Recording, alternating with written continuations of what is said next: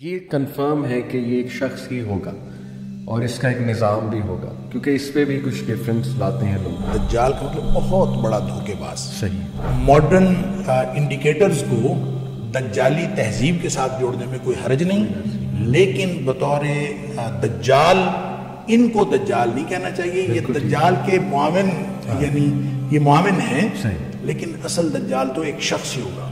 کچھ لوگ یہ کہتے ہیں کہ آج بھی کچھ ہڈن تنظیمیں جیسے فری میسن الومناٹی کا ذکر کرتے ہیں کہ وہ لوگ بھی ملاقاتیں کرتے ہیں دجال سے، ہو سکتا ہے ایجنڈا بھی لیتے ہو، کسی جزیرے میں قید ہے، ابھی اسے آنے کی اجازت نہیں ہے۔ جب یہ پوری طرح دھوکے کا دور بن جائے گا اور ہر چیز کے اندر دھوکہ آ جائے گا تو پھر دجال بھی آ جائے گا۔ کہ آپ کی سوچ ہے، یہ لوگ آپ کے کمروں تک دیکھتے ہیں، آپ کے لیپ ٹاپ کے کیمرہ سے، تو ان کے ہاتھ میں، کیونکہ آج کا جو جنگ ہے نا وہ ڈیٹا کی جنگ ہے، اور یہ ملٹی نیشنل جو چینز ہیں ان کے ہاتھ میں سارا کچھ آ گیا۔ اور جب وہ دجال آئے گا تو اس نے تو بس ان کے ساتھ ہی ڈیل کرنی ہے نا۔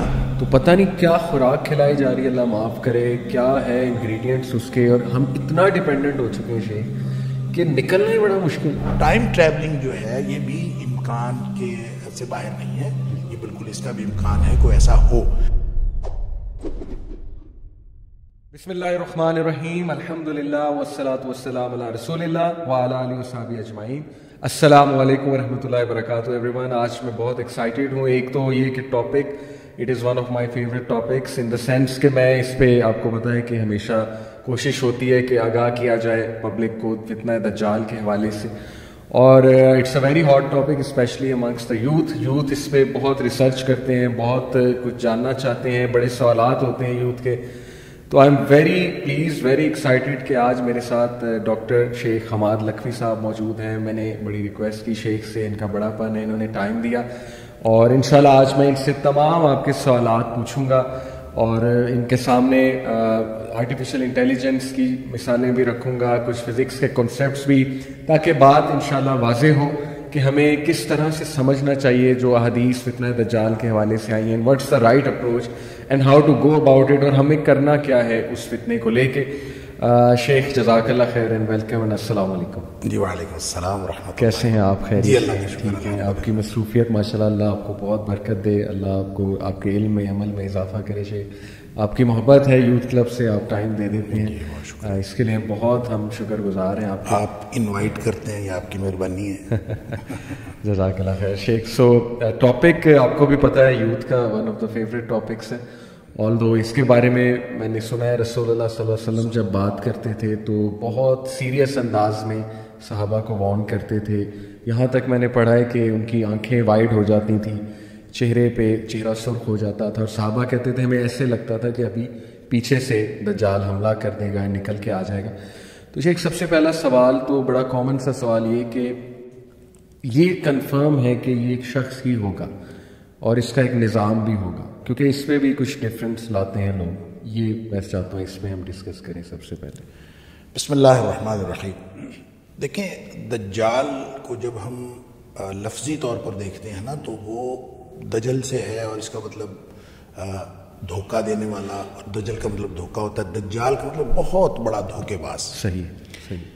لہذا جب اس اعتبار سے دیکھتے ہیں تو دنیا میں جب دھوکہ آ جاتا ہے، اور خاص طور پہ اس وقت جب قرب قیامت ہم دھوکہ دیکھ رہے ہیں، اور ہر جگہ پہ دھوکہ دہی، اور جیسے نبی کریم صلی اللہ علیہ وسلم کی ایک اور حدیث بھی ہے کہ آپ نے فرمایا کہ ان من اقتراب الساعہ، قرب قیامت کی نشانیوں میں سے ایک نشانی یہ ہوگی کہ اس وقت جو ہے نا سنون خداعہ، کہ جو تمہارے اوپر ایسے سال آ جائیں گے جو دھوکے کے سال ہوں گے۔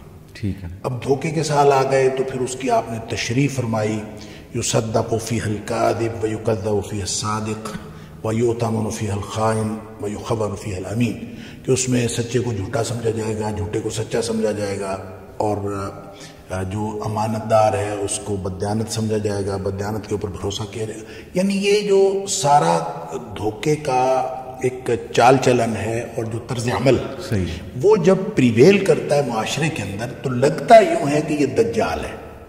یعنی ہم یا عوام الناس جو ہیں وہ یہ سمجھنے میں اس حد تک حق بجانب ہوتے ہیں کہ جب ہر طرف ہی دھوکہ ہے اور کوئی شخص ہمیں سچا ملتا ہی نہیں ہے، لوگ جو ہیں وہ دھوکے باز، ہر شخص دھوکہ دے رہا ہے، ہر شخص بے ایمانی کر رہا ہے، تو دجال بھی تو بے ایمانی ہی کرے گا، تو شاید یہ پوری تہذیب جو ہے اس کا نام دجال ہے، تو لوگ بھی اس معاشرے کو دجال کہہ دیتے ہیں۔ پھر یہ ہے کہ سب سے زیادہ جو میڈیا ہے اس کے اندر چونکہ یہ دھوکہ دینے کی صلاحیت سب سے زیادہ ہے، لہذا لوگ بعض اوقات میڈیا کو دجال کہہ دیتے ہیں۔ پھر نبی کریم صلی اللہ علیہ وسلم نے چونکہ فرمایا کہ اس کی ایک آنکھ ہوگی تو اس کو کیمرے کے ساتھ تشبیہ دے دیتے ہیں، کیمرے کی آنکھ ایک ہے، موبائل فون کے ساتھ تشبیہ دے دیتے ہیں کہ یہ جناب یہ دجال ہے۔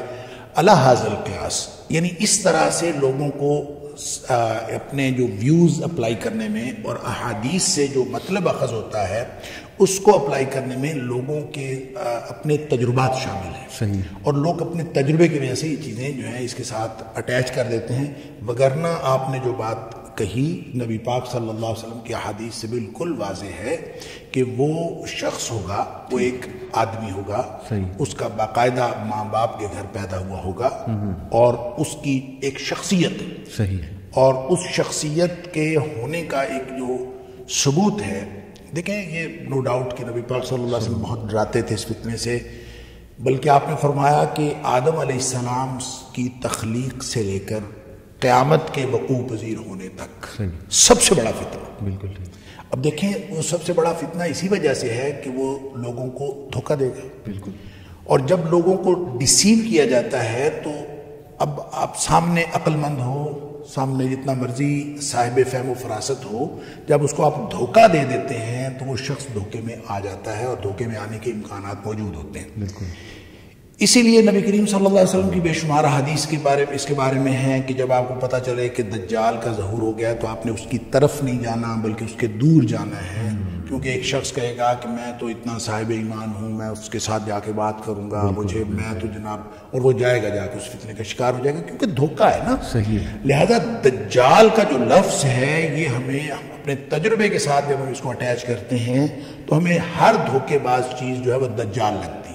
اس لیے آپ کو سوشل میڈیا کے اوپر بھی اور مختلف لوگوں کے درمیان مختلف قسم کی انٹرپریٹیشنز ملتی ہیں۔ صحیح، نبی کریم صلی اللہ علیہ وسلم کے دور میں ایک شخص تھا، ایک لڑکا تھا، بلکہ یہودیوں کے ہاں وہ اس کا نام تو صاف یا صافی تھا، لیکن اس کو ابن سیاد کے نام سے وہ مشہور تھا۔ بالکل، بالکل۔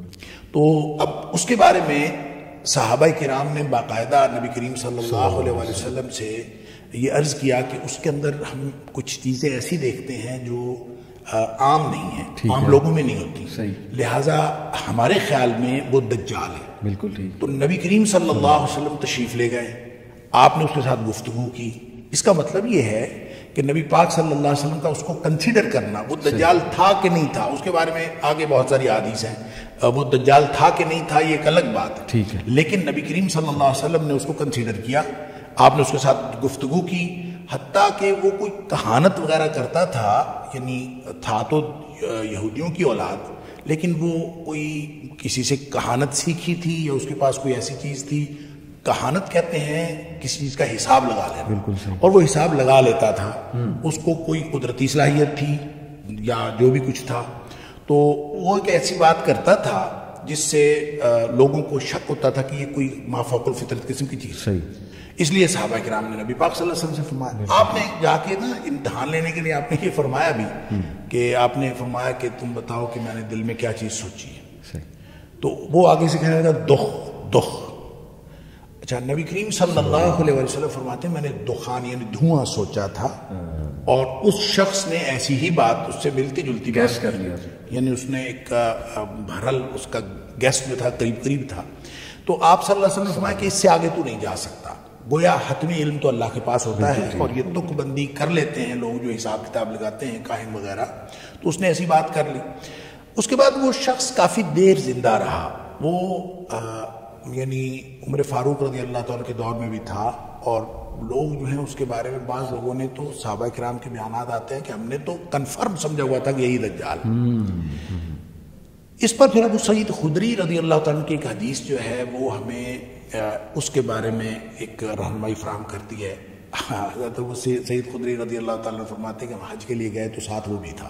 اچھا، تو راستے میں کسی جگہ ہم بیٹھے تو کہتے ہیں کہ مجھے اس سے ابو سعید خدری رضی اللہ تعالیٰ عنہ مجھے اس سے نفرت تھی. میرا دل کرتا تھا کہ یہ نہ کہیں دور بیٹھے. تو اس نے کہیں سامان جو ہے دوسرے درخت کے نیچے, میں نے کہا دھوپ ہے اپنے درختوں کے نیچے بیٹھ جائے تو تاکہ دور ہو جائے. بالکل ٹھیک. تو وہ بیٹھ تو گیا دور, تو پیاس ہمیں لگی ہوئی تھی, اس نے اپنی بکری کا دودھ دوہا اور لا کے مجھے پیالے میں پیش کیا. صحیح. ابو سعید خدری رضی اللہ تعالیٰ فرماتے ہیں میں اس کے ہاتھ سے دودھ پینا نہیں چاہتا تھا, لہٰذا میں نے اس کو کہا بھی اتنی شدید گرمی ہے اور یہ دودھ بھی گرم ہے, میں نہیں پیتا. صحیح. اور آپ نے یہ کہہ کے نا اس کا دودھ واپس کر دیا. ٹھیک. تو اس کو سمجھ بھی آ گئی کہ نا یہ اوائڈ کر رہے ہیں, تو اس نے پھر یہ بات کہی. اس نے کہا دو لوگ مجھے دجال سمجھتے ہیں, حالانکہ نبی کریم صلی اللہ علیہ وسلم کی حدیث ہے کہ وہ کافر ہوگا. بالکل. اور میں تو مسلمان ہوں, میں حج کرنے کے لیے جا رہا ہوں. صحیح. پھر نبی کریم صلی اللہ علیہ وسلم نے فرمایا کہ وہ لا ولد ہوگا. میری تو اولاد ہے, میں اپنی اولاد چھوڑ کے آیا ہوں, مدینے میں میرا لڑکا ہے, میرا بیٹا. صحیح. پھر نبی کریم صلی اللہ علیہ وسلم نے مدینہ اور مکہ میں وہ داخل نہیں ہو سکے گا. تو میں تو مدینہ منورہ میں رہتا ہوں اور مکہ میں جا رہا ہوں. صحیح. یہ تین باتیں ابو سعید خدری رضی اللہ عنہ فرماتے ہیں جب اس نے یہ کہیں تو مجھے یہ یقین ہو چلا کہ یہ بندہ تو دجال نہیں ہے. اور میں نے اب تک کی جتنی اس کے بارے میں کنسیڈریشنز رکھی تھیں, میں نے سوچ لیا کہ اب نہیں رکھنی. لیکن اس نے